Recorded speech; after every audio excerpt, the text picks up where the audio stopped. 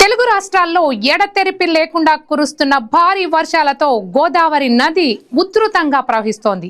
ఎగువ ప్రాంతాల నుంచి భారీగా వరద నీరు చేరుతుండటంతో గోదావరి పరివాహక ప్రాంతాల్లో అప్రమత్త పరిస్థితులు నెలకొన్నాయి. ప్రధాన ప్రాజెక్టుల గేట్లు ఎత్తి దిగువకు భారీగా నీటిని విడుదల చేస్తుండగా పలు ప్రాంతాల్లో రాకపోకలకు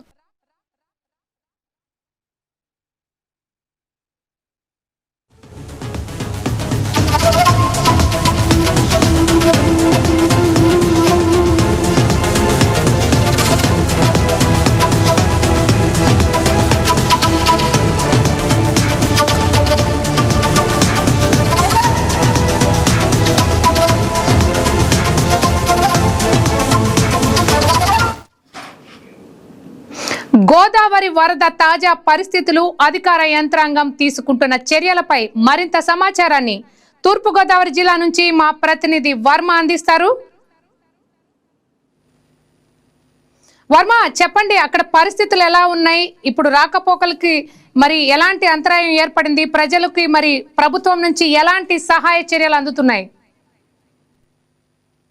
అనుష, ఏదైతే ప్రస్తుతం ప్రస్తుతం మొదటి ప్రమాద హెచ్చరిక స్థాయి వరద ప్రవాహంతో కొనసాగుతుంది. ముఖ్యంగా 13 అడుగుల పైబడి ప్రస్తుతం ఈ వరద ప్రవాహం ధవళేశ్వరం బ్యారేజీ ఎగువన కొనసాగుతున్న నేపథ్యం పోలవరం కాపర్ డ్యామ్ అంతా కూడా పూర్తిగా నిండిపోయినటువంటి పరిస్థితిలో ప్రస్తుతం భద్రాచలం వద్ద తాజా సమాచారం ప్రకారం గడిచిన గంట క్రితం వరకు ఉధృతంగా ప్రవహించినటువంటి భద్రాచలం నీటి మంటం పూర్తిగా కూడా 56 అడుగుల నుంచి ప్రస్తుతం 55 అడుగులకైతే తగ్గుముఖం పట్టినట్టుగా అధికారులు సమాచారం చెప్తా ఉన్నారు. అయితే భద్రాచలం నుంచి దిగువకి ఇది పోలవరం ప్రాజెక్ట్ నుంచి సరార్దర్ కాటన్ ధవళేశ్వరం బ్యారేజీకి చేరుకోవడానికి 24 గంటల సమయం పడుతుంది. కాబట్టి ఇప్పటికే మొదటి ప్రమాద హెచ్చరిక స్థాయి గోదావరి ప్రవహిస్తున్న నేపథ్యంలో ఆ వాటర్ అంతా కూడా దిగువకి వస్తే ఖచ్చితంగా ఇది మరొక 1.5 అడుగులు కూడా పెరిగి రెండో ప్రమాద హెచ్చరిక స్థాయికి ఈ రాత్రికి చేరుకుంటుందని ఇరిగేషన్ అధికారులు అయితే చెప్తా ఉన్నారు. ముఖ్యంగా ఇప్పటికే గడిచిన 2 రోజుల నుంచి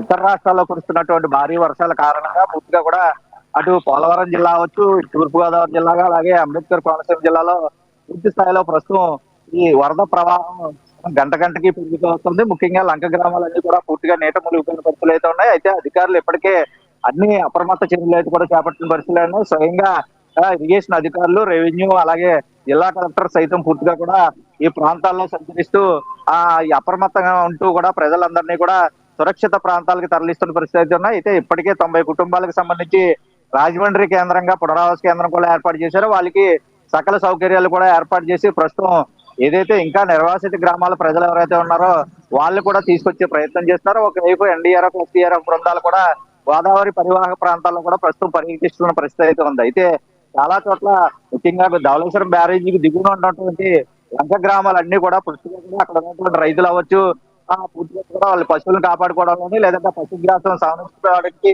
పూర్తిగా కూడా ప్రయత్నాలు చేస్తూ ఉన్నారు. అయితే వరద ముంపు పెరిగిన నేపథ్యంలో లంక గ్రామాలకు ఎవరో వెళ్ళకూడదంటూ కూడా అధికారులు ఆదేశాలు జారీ చేశారు. ఇది వరద ప్రభావం మరొక 2 రోజుల పాటు పూర్తిగా కొనసాగనుంది. అయితే ఇదే అటు మహారాష్ట్ర, ఛత్తీస్గఢ్, తెలంగాణలో ఇప్పటికీ ఇంకా భారీ వర్షాలు కురుస్తున్న నేపథ్యంలో ఆ నీరు గనక ఆ వర్షాభావ పరిస్థితులు మరింత పెరిగితే గనక దిగువకి మరింత వరద ప్రవాహం వచ్చే అవకాశం ఉంది. కాబట్టి వారం రోజుల పాటు ప్రస్తుతం వాతావరణ శాఖ హెచ్చరికలు కూడా జారీ చేసిన నేపథ్యంలో భారీ వర్షాలు కురుస్తాయి.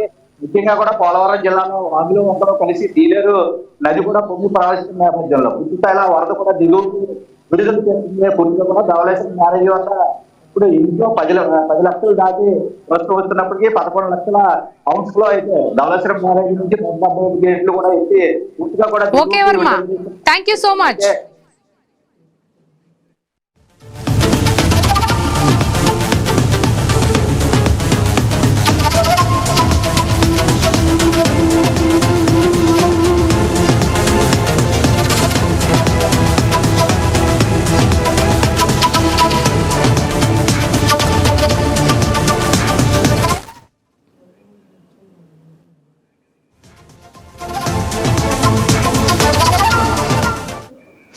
విజయవాడలో పెండింగ్ లో ఉన్న రైల్ ఓవర్ బ్రిడ్జ్లు, రైల్ అండర్ పాస్ల గురించి చర్చించడానికి south Coast railway zone GM Mathur తో ఎంపీ కేశినేని చిన్ని భేటీ అయ్యారు. విజయవాడకు ట్రాఫిక్ సమస్య తీరేలా 8 ROBలు ఏర్పాటు ప్రతిపాదనను మాథుర్ ముందు ఉంచారు. అలాగే కొండపల్లి రైల్వే స్టేషన్ మౌలిక సదుపాయాలు మెరుగుపరచాలని కోరారు. విజయవాడ రైల్వే స్టేషన్ను అమృత్ భారత్ కింద అభివృద్ధి చేయాలని రైల్వే మంత్రి అశ్విని వైష్ణవ్తో చర్చిస్తామని ఎంపీ కేశినేని చిన్ని తెలిపారు. సౌత్ కోస్ట్ జోన్ జిఎం గారు విజయవాడ రావటం, సందీప్ మాథుర్ గారు వారిని ఆహ్వానించడం, నిజంగా కొత్త జోన్ ప్రారంభంలో వారు మొత్తం జోన్లో ఉన్న అన్ని రీజనల్ని సందర్శించి సమస్యలను తెలుసుకుని ఏమేమి సమస్యలు, ఇబ్బందికరమైన సమస్యలు ఉన్నాయో వాటిని పరిష్కరించే విధంగా వారు వాళ్ళ అన్ని చోట్ల తిరగటం, అందులో సందర్భంగా విజయవాడ రావడం, వారిని విజయవాడ దగ్గర ఉన్న సమస్యలన్నీ వారి దృష్టికి తీసుకువెళ్ళటం జరిగింది. ఇందులో భాగంగా విజయవాడలో ముఖ్యంగా దేశంలోనే అతిపెద్ద జంక్షన్ అయిన ఈ విజయవాడలో ఎన్నో ఇబ్బందికర పరిస్థితుల్ని ఇక్కడ రైల్వే స్టేషన్ ఎదుర్కొంటున్నారు. వాటన్నిటినీ వారి ముందుకు తీసుకువెళ్ళడం జరిగింది. అతి ముఖ్యంగా విజయవాడ నగరానికి ట్రాఫిక్ సమస్య. ఈ ట్రాఫిక్ సమస్యకి గుణదల్లో మొన్నే ఒక ROB ఓపెన్ చేశాం. రేపు ఇంకా 8 ROBలు శాంక్షన్ అయినాయి, అన్ని క్లియరెన్స్లు అయినాయి. కానీ జోన్ మార్చడం వల్ల వాటిని టెండర్లోకి వెళ్ళలేకపోయారు. తప్పకుండా వాటిని ముందు పరిష్కరించాలని కోరాం. వాటిలో ముఖ్యంగా కొత్త రాజేశ్వరిపేట నుంచి పాత రాజేశ్వరిపేటకు ఉన్న 1E, ఎందుకంటే రోజు 56 సార్లు గేటు పడుతుంది.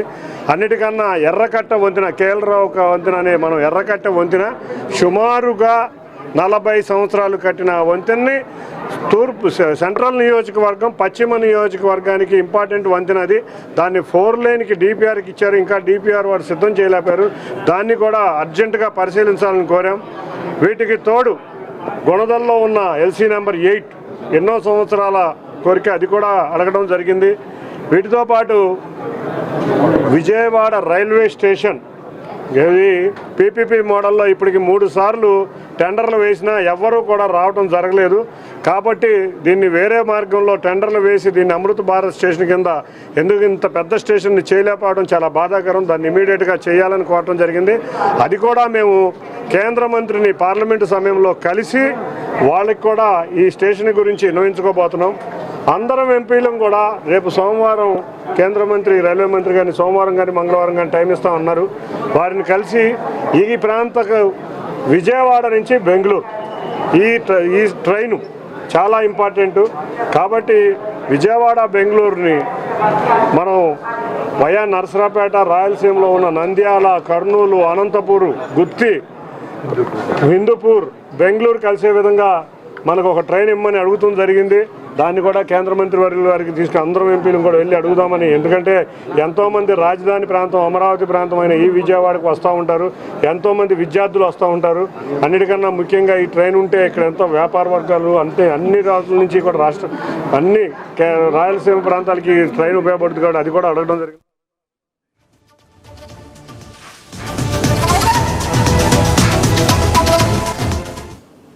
కడప నగరంలో తెలుగుదేశం పార్టీ చేపట్టిన ఇంటింటికి తెలుగుదేశం కార్యక్రమానికి విశేష స్పందన లభించింది.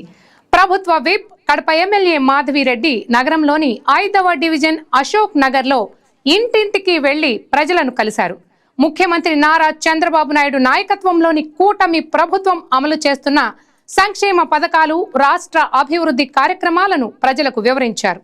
ప్రభుత్వ విజయాలకు సంబంధించిన కరపత్రాలను పంపిణీ చేస్తూ ప్రజల్లో అవగాహన కల్పించారు. అనంతరం స్థానికులతో ఆత్మీయంగా మాట్లాడిన ఎమ్మెల్యే వారి సమస్యలను తెలుసుకొని ప్రజా సంక్షేమం, కడప అభివృద్ధికి ప్రభుత్వం నిరంతరం కట్టుబడి ఉంటుందని స్పష్టం చేశారు.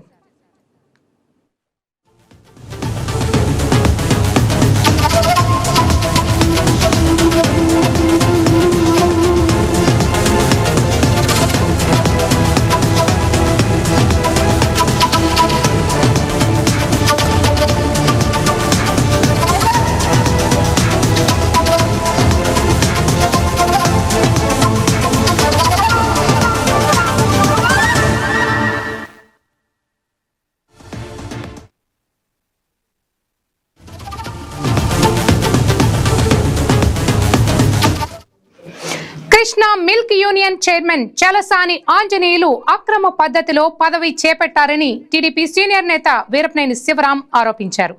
కృష్ణా మిల్క్ యూనియన్ కు గతంలో జరిగిన ఎన్నికల్లో అక్రమాలకు పాల్పడ్డారని అన్నారు.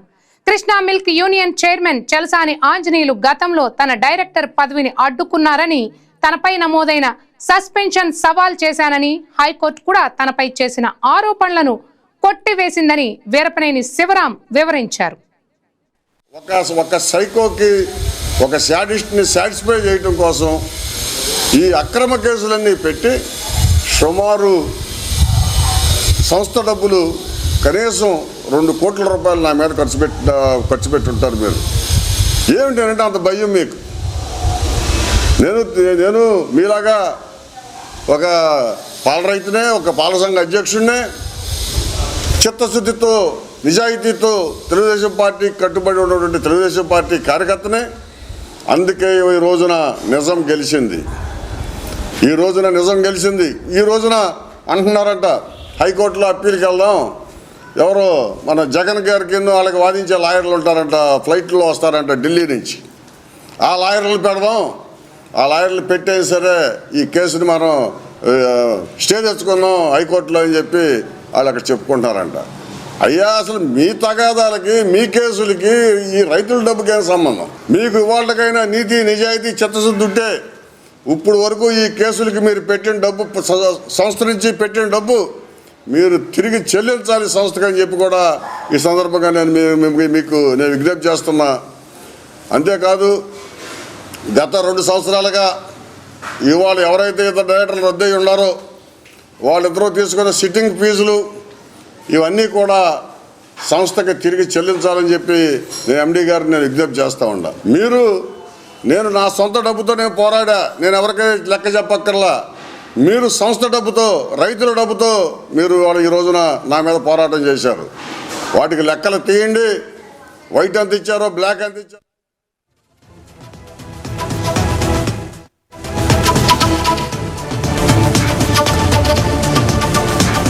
కూటమి ప్రభుత్వం ఏర్పడి 2 ఏళ్లు పూర్తయిన సందర్భంగా ప్రభుత్వ సంక్షేమ అభివృద్ధి కార్యక్రమాలను ప్రజల్లోకి తీసుకెళ్లేందుకు ఇంటింటికి కూటమి కార్యక్రమానికి శ్రీకారం చుట్టింది. పల్నాడు జిల్లా గురజాల నియోజకవర్గంలోని పిడుగురాళ్ల మండలం పందింటివారిపాలెం గ్రామంలో నిర్వహించిన కార్యక్రమంలో ఎమ్మెల్యే ఎరపతినేని శ్రీనివాసరావు పాల్గొన్నారు. 2 ఏళ్ల పాలనలో అమలు చేసిన సంక్షేమ పథకాలు, అభివృద్ధి కార్యక్రమాల వివరాలను ప్రతి ఇంటికి చేరవేయడమే లక్ష్యమని ఎమ్మెల్యే తెలిపారు. సూపర్ 6 హామీల అమలు, అన్న క్యాంటీన్లు, ఉచిత గ్యాస్ సిలిండర్లు, పెరిగిన పింఛన్లు, తల్లికి వందనం, అన్నదాత సుఖీభవ, మహిళలు, దివ్యాంగులకు ఆర్టీసీ బస్సుల్లో ఉచిత ప్రయాణం వంటి పథకాలపై ప్రజలకు వివరించారు. వైసీపీ పాలనలో జరిగిన అరాచకాలను చెబుతూనే ఎన్డీఏ పాలనలో ప్రజలు పొందుతున్న స్వేచ్ఛను వివరిస్తున్నారు. ఈ కార్యక్రమానికి ప్రజల నుంచి విశేష స్పందన లభించిందని పార్టీ నాయకులు తెలిపారు.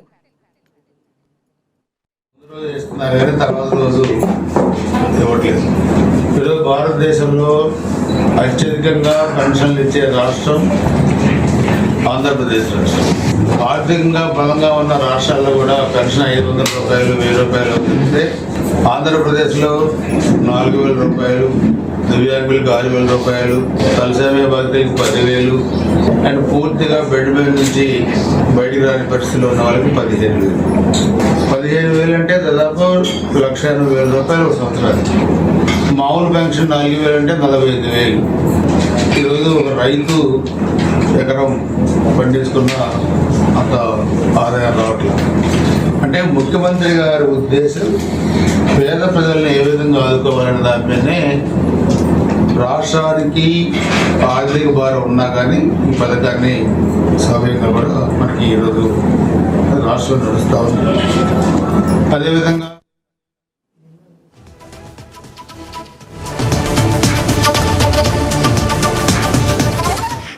అటు నంద్యాల జిల్లా నందికొట్కూరు నియోజకవర్గంలో ఇంటింటికి తెలుగుదేశం కార్యక్రమం కొనసాగుతోంది.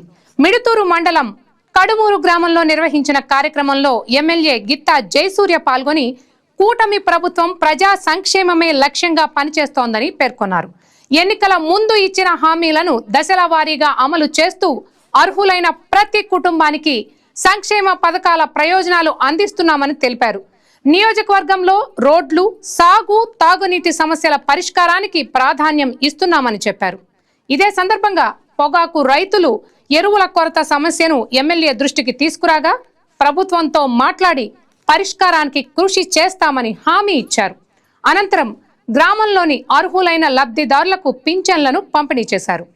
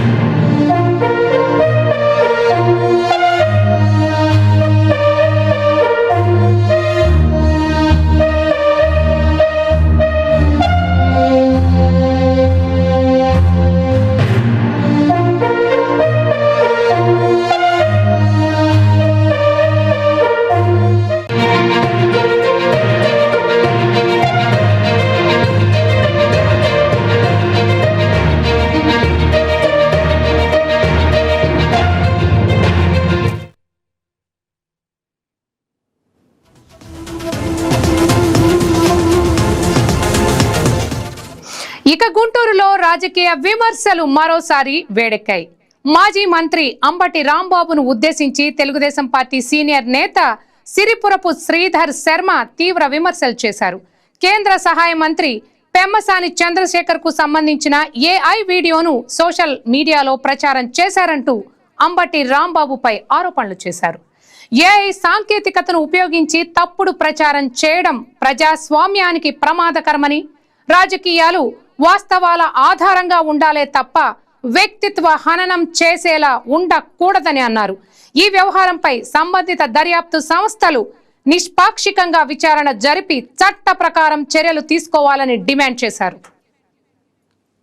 మంత్రివర్యులు పెమ్మసాని చంద్రశేఖర్ గారిని రాష్ట్ర మాజీ మంత్రి వైసీపీ నేత అంబటి రాంబాబు గారు ఆర్టిఫిషియల్ ఇంటెలిజెన్సీతో ఏఐతో కించపరిచే విధంగా, అవమానించే విధంగా, మరి పెమ్మసాని చంద్రశేఖర్ గారి వ్యక్తిత్వాన్ని హననం చేసే విధంగా అంబటి రాంబాబు గారు తన సోషల్ మీడియా వింగ్ ద్వారా ఒక వీడియోని రూపొందించడం అనేది చాలా దారుణమైన అంశం. దీన్ని తీవ్రంగా ఖండిస్తున్నాం. అంబటి రాంబాబు గారు, మీరు హుందాగా రాజకీయం చేయటం నేర్చుకోండి.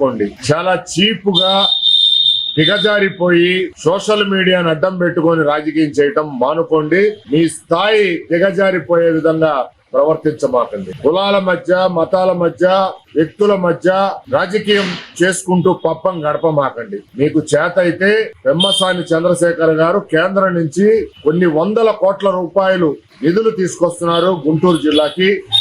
మౌలిక సదుపాయాలు గాని, కేంద్ర ప్రభుత్వ పథకాలు అమలు చేయటంలో గాని, లేకపోతే బ్రిడ్జిల నిర్మాణం గాని, మరి నీటికి సంబంధించిన, తాగునీటికి సంబంధించిన ప్రాజెక్టులకు కానీ ఎన్నో కోట్ల రూపాయలు కేంద్ర ప్రభుత్వం నుంచి తెస్తున్నారు. మీకు చేత అయితే వాటి మీద విమర్శలు చేయండి, మీకు దమ్ముంటే. ఇట్లాంటి చీపు దిగజారిపోయే, ఒక పక్కన అభివృద్ధి చేస్తున్న కేంద్ర మంత్రి మీద మీరు ఈ రకంగా దిగజారిపోయి ప్రవర్తించడాన్ని ప్రజలు గమనిస్తున్నారు. సిగ్గుతో తలదించుకోవాల్సిన పరిస్థితి వస్తుంది. ఎందుకంటే మీరు ఒక రాష్ట్ర మంత్రిగా, ఒక ఎమ్మెల్యేగా పనిచేసిన వ్యక్తి ఇంతలా దిగజారిపోయి ప్రవర్తిస్తున్నాడు, హుందాగా ప్రవర్తించకుండా అని చెప్పి ప్రజలు చర్చించుకుంటున్నారు. ఇప్పటికైనా సరే మీరు తీరు మార్చుకోకపోతే మీకు ప్రజలు తగు రీతిలో బుద్ధి చెప్తారని చెప్పి మేము హెచ్చరిస్తున్నాం. అట్లానే ఈ సంబంధించిన ఏఐ వీడియోకి సంబంధించిన దీన్ని మరి దర్యాప్తు సంస్థలు, పోలీసు శాఖ తక్షణమే స్పందించి వెంటనే దీనిపైన దర్యాప్తు చేసి విచారణ చేసి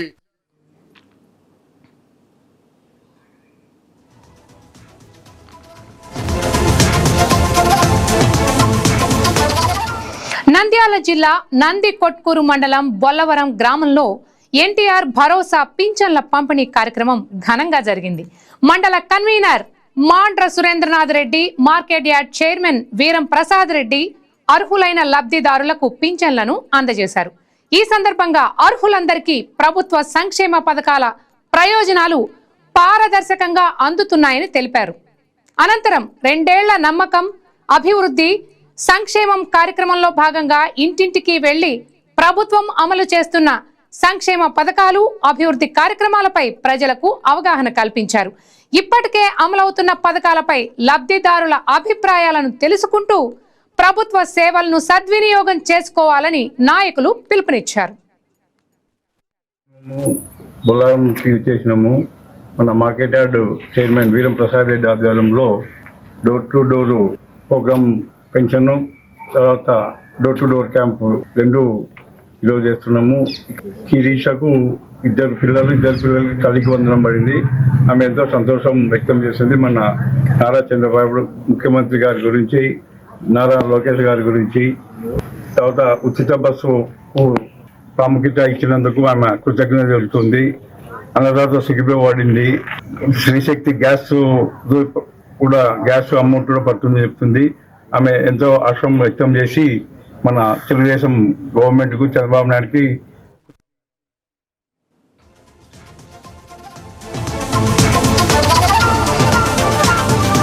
పల్నాడు జిల్లాలో అంగన్వాడీ కేంద్రాల్లో చిన్నారులకు అందుతున్న సేవలపై ఐసిడిఎస్ అధికారులు ప్రత్యేక దృష్టి సారించారు. పిడుగురాళ్ల పట్టణంలోని Kummaripalem anganwadi pre primary school ను ఐసిడిఎస్ జిల్లా అధికారి నాగ మల్లేశ్వరి తనిఖీ చేశారు. చిన్నారులకు అందుతున్న పౌష్టికాహారం, బాలామృతం, మధ్యాహ్న భోజనం నాణ్యతతో పాటు బోధనా విధానం, రికార్డుల నిర్వహణ, పోషన్ ట్రాకర్ నమోదును పరిశీలించి సంతృప్తి వ్యక్తం చేశారు. తాగునీరు, విద్యుత్, మరుగుదొడ్లు వంటి మౌలిక సదుపాయాలపై సమీక్షించిన జిల్లా అధికారి బాల సదన్ భవనం నిర్మాణ పనులను త్వరగా పూర్తి చేయాలని స్థానిక ఎమ్మెల్యే ఎరపతినేని శ్రీనివాసరావును కోరగా ఆయన సానుకూలంగా స్పందించినట్లు తెలిపారు. కోసమని పిడుగురాళ్ళ ప్రాజెక్టుకి రావడం జరిగింది. ఇక్కడ కుమ్మరిపాలెం అంగన్వాడీ సెంటర్ విజిట్ చేస్తున్నాము. పిల్లలు అంతా బాగున్నారు, యాక్టివ్గా ఉన్నారు. వాళ్ళు వండిన ఫుడ్ పరిశీలించడం జరిగింది. పప్పు కూడా ఇంట్లో చేసుకున్నట్టే చాలా బాగా టేస్టీగా చేశారు. ఇంకా ఇప్పుడు ఆమె ఇండక్షన్ స్టవ్ ఏ విధంగా చేస్తూ ఉంది, దానిపైన వంట అనేది మేము పరిశీలించడం జరిగింది. కరెక్ట్గానే ఆపరేట్ చేసి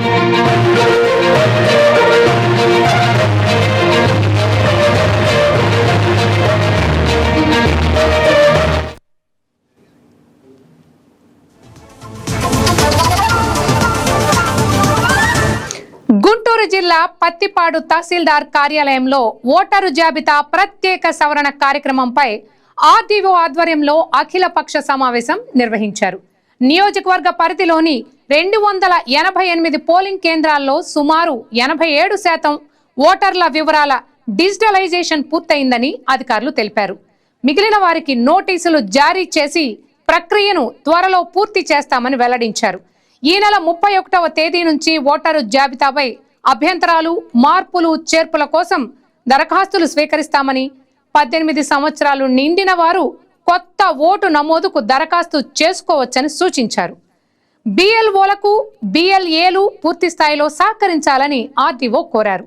ఆగస్టు 30 నాటికి అన్ని ప్రక్రియలు పూర్తి చేసి అక్టోబర్ 3న తుది ఓటరు జాబితాను ప్రచురిస్తామని వెల్లడించారు. నియోజకవర్గంలో గతంలో ఉన్నటువంటి 288 పోలింగ్ స్టేషన్ల పరిధిలో దాదాపు 87% మ్యాపింగ్ చేసి ఒక 924 మాత్రమే మ్యాపింగ్ చేయలేకపోయాం. ఎక్కడ ఉన్నారనేది తెలియక వాళ్ళందరూ కూడా ఇప్పుడు నోటీసులు ఇచ్చేసి ఈ పీరియడ్లో ప్రతి ఒక్కరికి ఇక్కడికి ఏఆర్ఓ దగ్గర ఎంక్వైరీ డేటు టైం కూడా నోటీస్ ద్వారా వాళ్ళకి తెలియపరచడం జరుగుతుంది.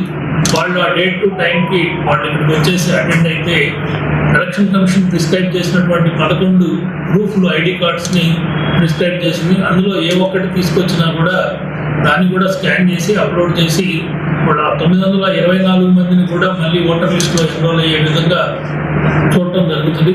వాళ్ళు మళ్ళీ ప్రత్యేకంగా కూడా ఫామ్ 6 కానీ ఎన్రోల్మెంట్ పెట్టుకోవాల్సినటువంటి అవసరం లేదు.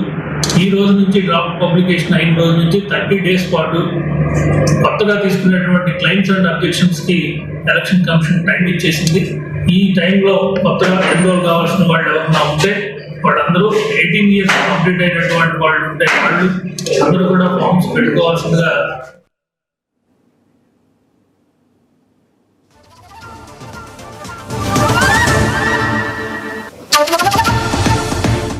గుంటూరు జిల్లాలో వ్యవసాయ మోటార్ల చోరీలకు పాల్పడిన ముఠాపై పోలీసులు ఉక్కుపాదం మోపారు. ఇటీవల పొన్నూరు మండలంలో రైతులకు చెందిన 52 వ్యవసాయ పంపు మోటార్లు చోరీకి గురి కావడంతో ఎమ్మెల్యే ధూళిపాళ్ల నరేంద్ర కుమార్ బాధిత రైతులు జిల్లా ఎస్పీ వకుల్ జిందాల్కు ఫిర్యాదు చేశారు. దీనిపై ప్రత్యేక దృష్టి సారించిన పోలీసులు జిల్లాలోని పలు ప్రాంతాల్లో మొత్తం 91 మంది రైతులకు చెందిన 91 వ్యవసాయ మోటార్లను రికవరీ చేశారు. అనంతరం జిల్లా ఎస్పీ వకుల్ జిందాల్ ఎమ్మెల్యే ధూళిపాళ్ల నరేంద్ర కుమార్ సమక్షంలో రికవరీ చేసిన మోటార్లను బాధిత రైతులకు అందజేశారు. ఈ సందర్భంగా చోరీ కేసులను వేగంగా ఛేదించిన పోలీసు బృందాన్ని ఎమ్మెల్యే జిల్లా ఎస్పీ అభినందించారు. ప్రతిరోజు మోటార్లు దొంగతనాలు పథకం ప్రకారం జరుగుతూ ఉన్న నేపథ్యాన్ని రైతులు కూడా, ఎందుకంటే వ్యవసాయ సీజన్ మొదలైంది కాబట్టి ఇవాళ ఖరీదైన దాదాపు 10,000 పెట్టే కానీ మోటార్లు ఇప్పుడు అటువంటి పరిస్థితుల్లో వాళ్ళకి కావాల్సిన చిన్న దీని కోసం మోటార్లు దొంగతనం చేయడం రైతులు వ్యవసాయ సీజన్ మొదలవుతున్న నేపథ్యంలో చాలా ఆందోళన జరుగుతుంది. దాన్ని దృష్టిలో పెట్టుకొని మేము లోకల్ మన కొనుగోలు అలాగే ఎస్పీ గారి దృష్టి కూడా తీసుకెళ్ళాం. ఎందుకంటే ఇది ఒక వరుసలో జరుగుతూ ఉంటాయి. ఈ ప్రాంతంలో ఉన్న రైతులు చాలా ఆందోళన చెందుతూ ఉన్నారు, ఆవేదన కూడా ఉందని చెప్పి చెప్పడం జరిగింది. దాన్ని దృష్టిలో పెట్టుకుని ఒక ప్రత్యేకమైన టీంని ఏర్పాటు చేసి అన్నీ కూడా ఆధునికమైన సాంకేతిక పరిజ్ఞానాన్ని ఉపయోగించి ఎవరైతే ఉన్నారో వాళ్ళని గుర్తించడం, మరి రైతులు కూడా రాత్రి కూడా వాళ్ళు కాపులా ఉన్నప్పుడు వాళ్ళు కూడా పోలీసులు పట్టించడం జరిగింది. కాపు రావడం ఎలాగైతే వేగంగా దాంతో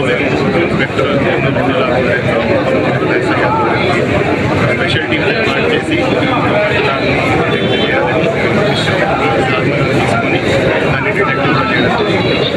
91 మోటార్స్ డిటెక్ట్ చేసి రికవర్ చేసి రైతులకి అప్పగించడం జరిగింది. దీని విలువ almost 14 lakh rupees. Motors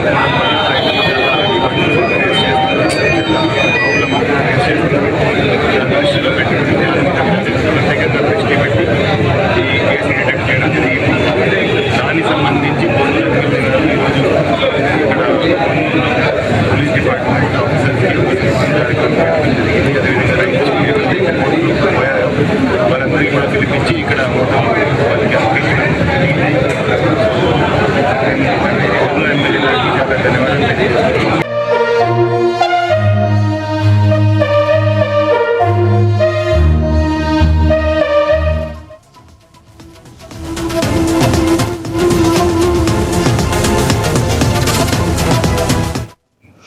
Palnadu జిల్లా నసరావుపేటలో మరో చిట్ ఫండ్ సంస్థ వ్యవహారం కలకలం రేపుతోంది. ఇటీవల సాయి సదన చిట్ ఫండ్ సంస్థ చెల్లింపుల వివాదం మరొక ముందే తాజాగా ఈశ్వర్ చిట్ ఫండ్ సంస్థపై ఖాతాదారులు తీవ్ర ఆందోళన వ్యక్తం చేస్తున్నారు. చిట్ కాల పరిమితి ముగిసి 3 ఏళ్లు గడిచినా తమకు డబ్బులు చెల్లించడం లేదంటూ బాధితులు అరండల్పేటలోని సంస్థ కార్యాలయం ఎదుట బైఠాయించి నిరసన చేపట్టారు. తమ కష్టార్జిత సొమ్ము వెంటనే చెల్లించేలా చర్యలు తీసుకోవాలని అధికారులను డిమాండ్ చేశారు. ఈ ఘటనతో పెట్టుబడిదారుల్లో మరోసారి ఆందోళన నెలకొంది. 25 లక్షల రూపాయల చిట్ వేసానండి. నేను ఫిరంగిపురం వాసిని. నా దగ్గరకి ఇక్కడ ఈశ్వర్ చిట్ ఫండ్ ఏజెంట్ వచ్చి, నేను బట్టల వ్యాపారం చేసుకుంటూ ఉంటాను, ఏజెంట్ వచ్చి మీకు న్యాయం జరిగింది మీరు వేయండి, మీకు ఈ వెంటనే పాట పాడుకున్న వెంటనే డబ్బులు చెల్లిస్తామని అన్నారండి. దాని డైరెక్టర్ అయిన సత్తాజ్ అలీ గారు కూడా నాకు హామీ ఇచ్చారు. కానీ 2023లో పాట అయిపోతే ఇప్పటిదాకా 2.5 సంవత్సరాలు గడిచినా గాని మాకు ఎటువంటి న్యాయం జరగలేదు. ఇప్పటిదాకా మాకు ఎటువంటి డబ్బులు ఇవ్వలేదు. వారు చూస్తే లండన్ లో ఉన్నారు సత్తాజ్ అలీ గారు. వారి తండ్రిని ఇంటికి వెళ్లి అడగ నువ్వు నాకు కట్టావా ఏంది అని అసభ్యకరంగా మాట్లాడుతూ ద్వేషించారండి. ఇంకా నాకు గత్యంతరం లేక గ్రీవెన్స్ సెల్ లో కూడా పెట్టానండి. కానీ అప్పుడు నేను ఒక్కనే పెట్టాను. ఇప్పుడు బాధితులు అందరూ ఏకమయ్యామండి. ఏకమై నెలకి 50,000 రూపాయలు చిట్టు కట్టానండి. దానికి మేనేజర్ సుబానీ గారు, Eshwar chit fund director Sattaj Ali వారికి ఆస్తులు స్థిర చరాస్తులు 100 కోట్లకు ఉండేయండి. వారి తండ్రి షేక్ షౌకత్ అలీ గుంటూరు రోడ్ లో వాళ్ళకి మెగా కన్వెన్షన్ హాల్ ఉంది, మరియు వెంకటేశ్వర రెస్టారెంట్ బార్ కూడా నడుపుతున్నారు. కానీ 3 సంవత్సరాలు గడుస్తున్నా మాకు ఇప్పటి వరకు ఎటువంటి న్యాయం జరగలేదు. 25 లక్షల రూపాయలండి, 50 నెలలు అయిపోయింది. ఇప్పటికి పాట మొత్తం అయిపోయింది. మమ్మల్ని నరకం చూపిస్తూ వేధిస్తున్నారు. మా నాన్న తిరగా ఇంకా గుండెపోటుతో మరణించారండి. ఆ వీడియో కూడా నా దగ్గర ఉంది. లాస్ట్ వీడియో కూడా తీసుకున్నాము. మా నాన్నగారు ఇంకా అయ్యా వెంటిలేటర్ మీద ఉన్నప్పుడు మా నాన్నగారు అప్పు చేశారు, దానికి వడ్డీ కడుతున్నానయ్యా, మాకు వెంటనే